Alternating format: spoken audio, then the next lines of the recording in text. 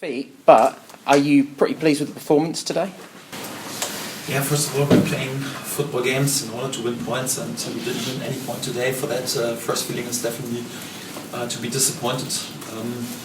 But I have to say, put the result a bit away. For me, it was definitely our best performance during the season so far, because we faced a side who is, for me, the top four favourite of promotion in this league. Is the side, a club, who has spent several years in a row on Premier League level and is in a pretty stylish and brilliant way.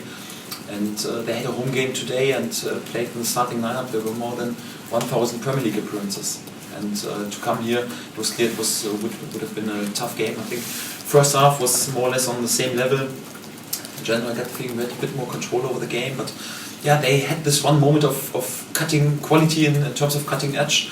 When we gave the ball a bit risky away on the sideline after a vertical pass, and Danjuma had a brilliant touch also away from the goal. Was more or less not really possible to defend this touch, because he won away from the goal with his first touch.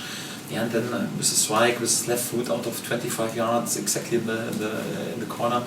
Yeah, you have to accept then the quality of this player. We spoke a lot about Danjuma and the preparation for this game, and we have to make sure that this quality won't shine, because he's on fire at the moment. And yeah, sadly he proved me right in this situation.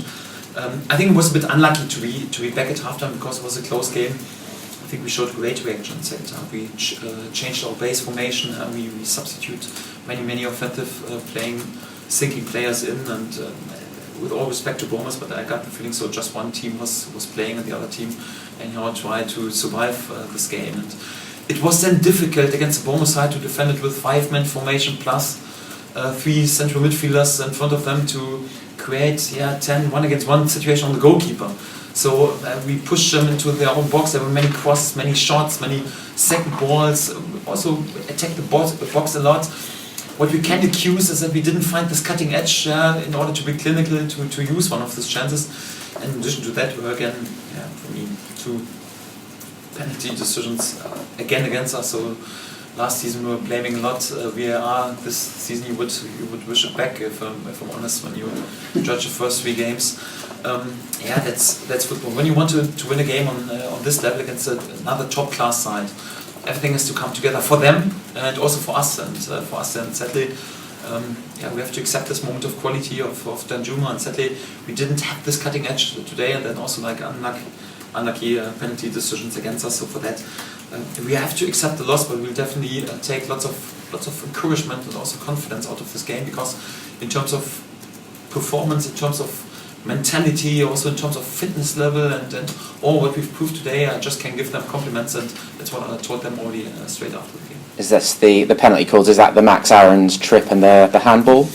Yeah, Max Aaron's situation, I'm not sure. The ball is 3 yards away, and then there's a defending action of the defensive player, and when you are in full speed, it was not a clear tackle in his legs anyhow, but then a small touch is enough that he hits one leg into the other and falls down, and I got the feeling so it was anyhow unnecessary tackle, because it wouldn't have been a chance, because Max's first touch was too far away in order to have a clear chance anyhow, but just because it was an unnecessary tackle, then it was still a foul anyhow, and in each and every midfield situation would have been a foul. Why not then in the box, just because it was a bit unnecessary situation? So can't understand this. But even more and even clearer than the handball after the corner kick. I think this is clear and obvious, and I'm not sure. So if the referee was not in the right position to see this, or anyhow, also the linesman, perhaps his view was a bit hidden. So I got the feeling everyone who was allowed here in the stadium saw that it was a clear handball. Don't blame them. Perhaps they were on the wrong angle, and the referee said, okay, listen, in this situation I couldn't see this situation, I can't guess. Last week we had a situation where the referee was guessing against us, so I can't complain. It is like it is, so we are all human beings. Even referees are there with mistakes. For that I don't blame them anyhow. We can also speak about, okay, we gave the ball a bit too risky away before the first goal, or we had to find our cutting edge. So for that, don't use this as an excuse, but it's also clear when you face on the top level a side like Bournemouth, who are again here in the home game, for me one of the top favourites for the title, and you have at least one clear penalty situations against you. that's also difficult to win a football game. That's also for sure. Do you think you've been given with VAR? I'm not sure if you had the chance to watch it back already. We've only just seen it we had a very small screen, didn't see it clearly. Yeah, I think it's a situation when the arm goes out and anyhow goes to the ball. Otherwise, Ida would have had a great chance to score a goal. I'm pretty sure that by VAR it would have been given. The situation with Max Evans as well, so I can't judge it right now how tough really the touch was when we have clear view of the broadcaster anyhow, and it proves that there was a touch. It was also clear penalty because the ball was 3 yards away, and he definitely didn't play the ball. I can't judge right now after not seeing the broadcaster scenes how tough the touch was. But if you are in speed, even a soft touch is nothing. I can't say right now 100% how tough it was, but I'm also pretty sure that it would have been given us. Okay. Daniel, no Todd and no Emmy today. Obviously, I've got to ask you about why that is. Because I watched our training week last season, and my attitude is always that I just pick a team. I got the feeling, okay, these players are really fully focused and fully switched on and full of desire to represent this yellow shirt. And after this week that I followed the last days, I just picked this 80 players who were with us, 63 players plus the 2 goalkeepers. I got the feeling, okay, they are really burning and fully focused, and they are full of discipline and switch on to represent this yellow shirt, and that's the reason why I'm not involved. So Emmy would have been fit to have played if it wasn't like any kind of recurrence from the knock or anything. It was. No, Emmy was involved in each every training session during this week. The same with Todd, but. I'm standing for several values, and these values will always be that I never pick a team just because of the name or potential or value or anyone has done brilliantly in the past or something like this. I just will pick a team who is really greedy to represent this yellow shirt, because I tell you what, in world football there's just one player I would allow to stay in cotton wool and stay on the sofa the whole week and just invent to play him on the weekend. He can do whatever he wants. It's Lionel Messi, but no other player. And especially with these 2 players, I think it's also important they have to show me something. Yeah? And when I judge Amy Buendia's last weeks, he missed, because of our unbelievable undisciplined red card, 3 competitive games, missed the start of the season because of this. He missed 2 weeks because of injury. He missed the last game also because of a late injury, and also big trouble on the game day. And then I expect that he shows then the week after in training that he's ready and fully switched on and really disciplined and concentrated and ready to go in order to earn his right. And the same also with Todd Cantwell. I love this player. I've supported this player like perhaps no other player in this club. But the truth is also, like last goal in a competitive league game is pretty long ago, and his last assist is exactly 40 league games ago. His last assist in a game was in a home game against Newcastle United in July or August 2019. And with all respect, but with the statistics, let's be honest, so could have played Grant Henley or Christoph Zimmermann up front. I think they wouldn't assist less situations in the last 40 games anyhow. And if you are there with such statistics, then you have, it's not even a problem, but you have to prove that you are ready in order to improve, and you have to show that you're ready to work for this club, and you're switched on and fully focused. So no one with this statistics is allowed anyhow to be not there with 100%. And if you want a coach who just picks a team by potential or name or value, and he thinks he's then anyhow has to be grateful that this player is willing to play for Norwich City, anyhow, I'm definitely the wrong coach. Or I will just pick players who are desperate and willing to work their socks off for this club and know about the responsibility, what it means to represent this yellow shirt.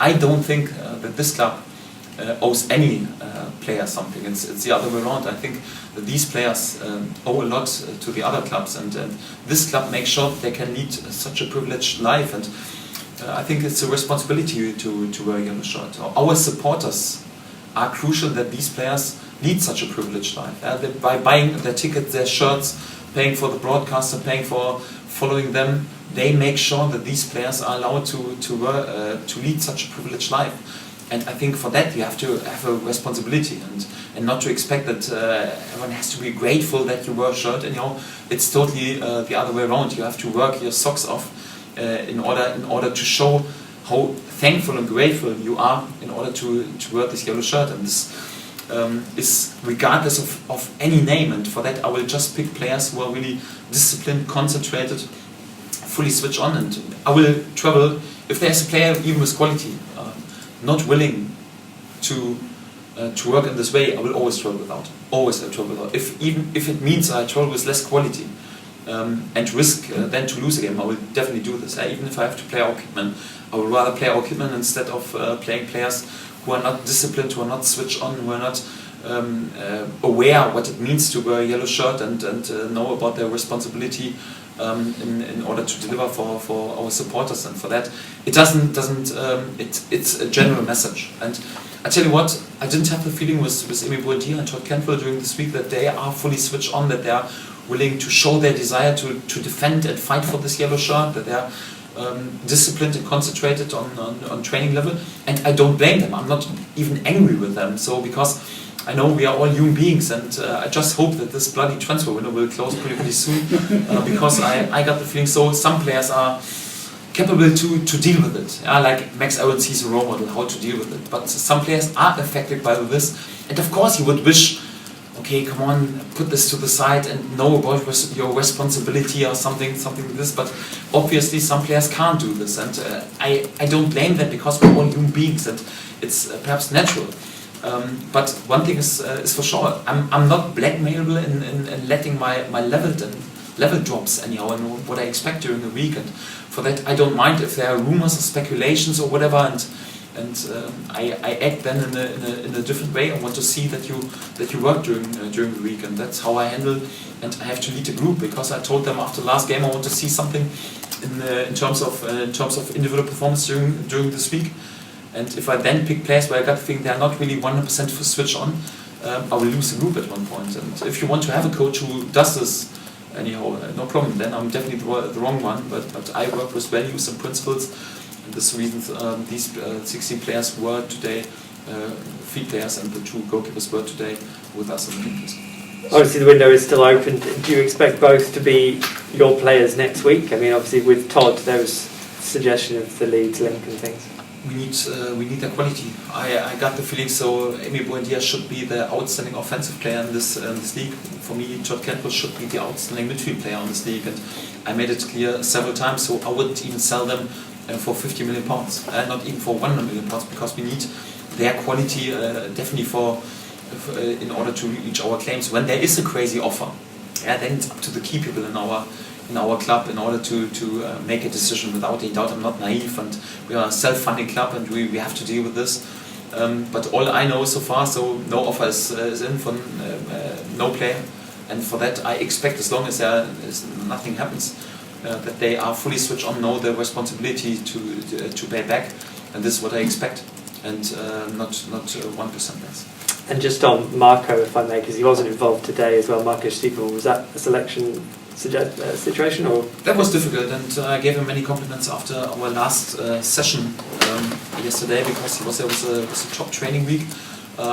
It was more like between him and also for his position Mario Frančić today. Marco said because of his back problems he missed a few training sessions. And for that I decided Mario Frančić deserved it because he was proper in training in the last 2 weeks, but it was a close decision, and Marco is, thank God, back, and also definitely a topic also for next week's. Can I just ask you about Lucas Rupp, Daniel? You changed the shape slightly today to bring him in. I thought he probably had one of his best performances in a Norwich shirt. Would you agree? Yes, I definitely agree. We had to change a bit our pressing behavior today, because actually we pressed with 4 players, but because Bournemouth play with a 3-man formation, we just press with 3 players, and we need to strengthen with the centre midfield against players like Lerma or whatever. This is also like even for Premier League top quality, and it was important to strengthen the centre a little bit. And I know there was lots of criticism about Lucas also in the last season after lockdown, when he came in after a difficult for a difficult spell in us and didn't always play in his favourite position. I think he proved during pre-season, also in this game, how important he can be, and I was also pretty pleased with his performance.